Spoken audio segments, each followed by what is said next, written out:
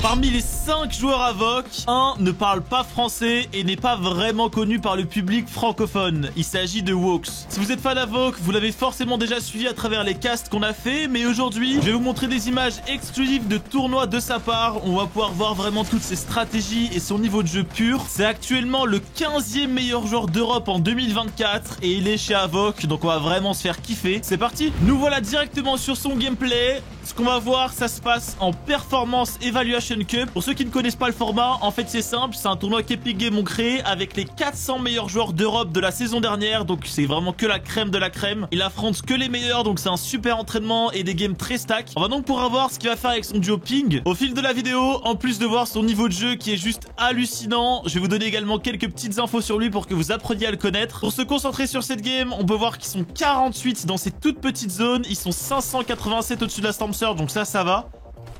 Il récupère un kill d'un mec qui avait 1 HP, c'est vraiment cool. La zone qui vient d'apparaître, elle est à l'opposé, mais justement ça va être intéressant qu'on puisse voir ensemble comment ils vont faire leur rotation. Parmi vous, il y en a peut-être aussi qui font des tournois. Et bien là, vous allez pouvoir voir comment les pros font de leur côté. Ils ont pu valider un nouveau kill ici. Ils vont vite se remettre full shield et après, ils vont partir pour faire la rota. Wox, de son côté, il est suédois, Ping est ukrainien et entre eux, ils parlent anglais. Ça, c'est la première anecdote. C'est la question également qui revient souvent sur les lives. En quelle langue ils parlent? Eh bien en anglais tout simplement. Donc là, ils vont mettre un petit coup de fizz pour avoir l'effet de la flobée.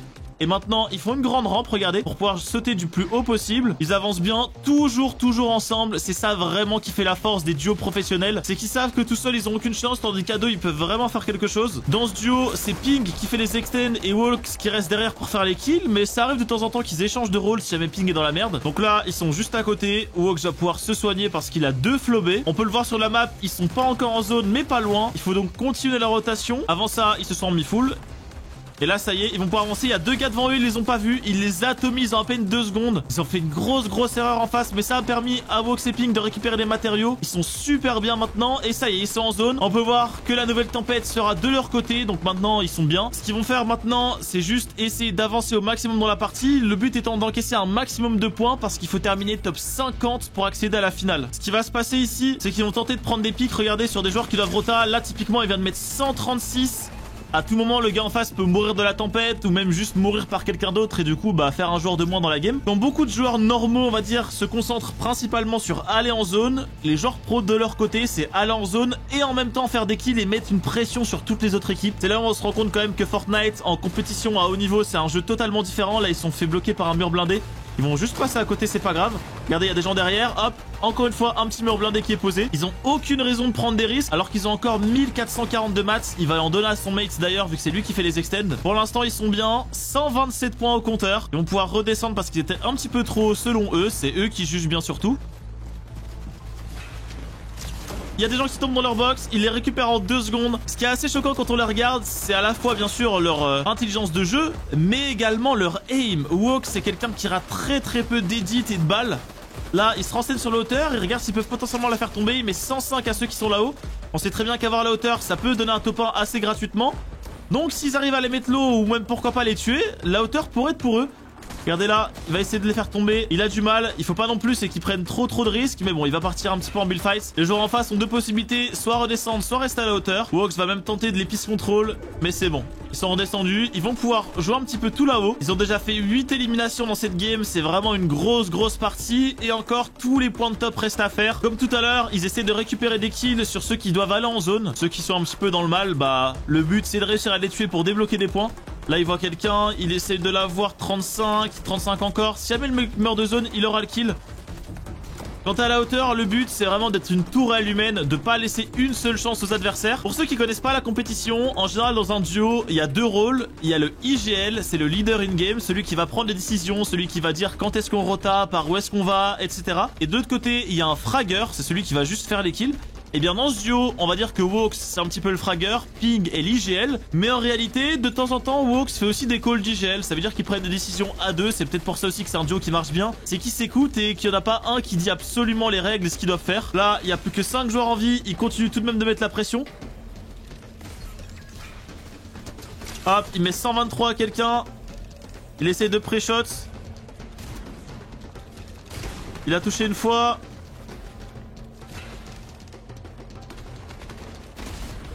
Il y a quelqu'un qui l'agresse. Déjà là, avec la game qu'ils ont fait, c'est une dinguerie. Il y a Ping qui meurt. Wox est en solo clutch. Aïe aïe aïe. Oh là là, le kill de fou. Mais malheureusement, il n'a pas de heal blanc. Je pense que ça va pas passer pour lui. Mais ça aura quand même été une game monstrueuse, hein. Regardez, ouais, malheureusement c'est un top 2, mais quelle fin de zone déjà. La deuxième game qu'on va regarder s'est passée un petit peu plus tard. Ils avaient cette fois 182 points. Ils étaient 3e au classement de la Cup, donc ils étaient vraiment en train de tout exploser. Et vous allez voir le classique qui vont continuer de poser. Dans quelques secondes, on va découvrir s'ils ont la zone ou non. D'ailleurs, je vous précise que je ne connais pas les games, c'est-à-dire que je ne connais pas le résultat. Et encore une fois, comme tout à l'heure, elle est à l'opposé. On a vraiment des rotas difficiles, mais au moins on peut voir comment ils gèrent ce genre de situation. Pour ceux qui pourraient se demander pourquoi on a recruté Wox, c'est très simple, c'est qu'on voulait déjà un joueur européen pour ne pas avoir que des francophones. On voulait aussi un joueur qui est vraiment parmi les meilleurs d'Europe, il en fait partie. Et aussi un joueur qui a une grosse marge de progression. Pour tout vous dire, Wox, c'est vraiment cette année et surtout ces 4 derniers mois qu'il a littéralement explosé. S'il continue sur cette lancée, il pourra facilement faire partie du top 5 des meilleurs joueurs d'Europe. Pour vous parler un petit peu en termes de régularité, à la saison dernière, juste avant qu'on le recrute, en finale de Cash Cup, il a fait top 3 à la première de la saison, puis top 2, puis top 26, top 8, top 5, top 6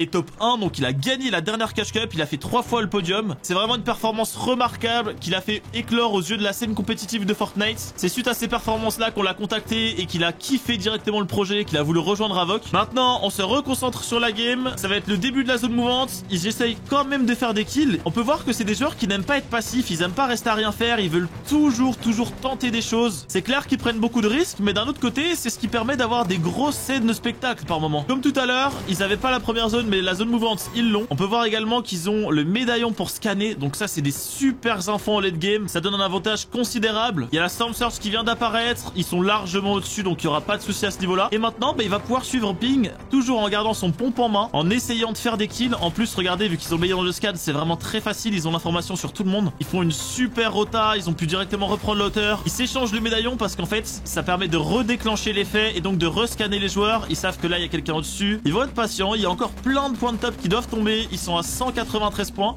Hop, là il y avait un petit kill, ils ont pu le savoir grâce à ça, ça lui a permis de récupérer un pompe violet. Ça peut faire la différence plus tard. Oh là ils se font laser. Ils ont pas de mur blindé, donc faut faire attention. Directement Ping a pris le relais et a permis de solidifier les murs pendant qu'ils se soignaient. C'est un duo qui fonctionne bien sûr très bien. C'est d'ailleurs pour ça aussi qu'ils ont terminé 5e à la Brawl Cup. Ça veut dire que c'est le 5e meilleur duo dans le monde entier. C'est absolument fou. Ça fait tellement plaisir qu'il soit chez Avoc. D'ailleurs, si vous avez des questions à lui poser, n'hésitez pas à le faire en commentaire. Il se pourrait qu'on fasse une vidéo ou même un short avec lui pour qu'il réponde à toutes vos interrogations.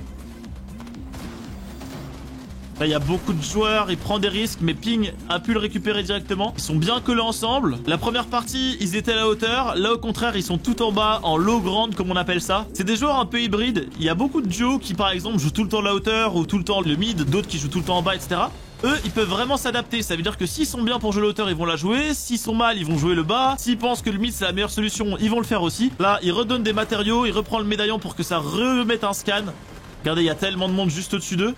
Avoir le médaillon de scan, c'est aussi avoir l'info sur où sont les mecs. Là, par exemple, il vient de pouvoir l'atomiser. Mais je voulais dire sur où sont les mecs pour savoir s'il y en a beaucoup qui sont en bas, au milieu, en haut. Et donc, bah, se mettre là où il y a personne. Ils vont tenter de faire tomber ici, regardez. Ah oui, il a full piece control. Oh là là, il l'a absolument éteint. Il l'achève. Ce qui me sidère à chaque fois que je regarde des joueurs professionnels, c'est que en face, c'est des joueurs pros, mais ils sont tellement en train de les shiton par moment qu'on a l'impression que c'est des noobs, alors que bah pas du tout. Ils sont top 8. Est-ce que cette fois, ils vont réussir à faire un top 1? En tout cas, ils sont ultra réguliers.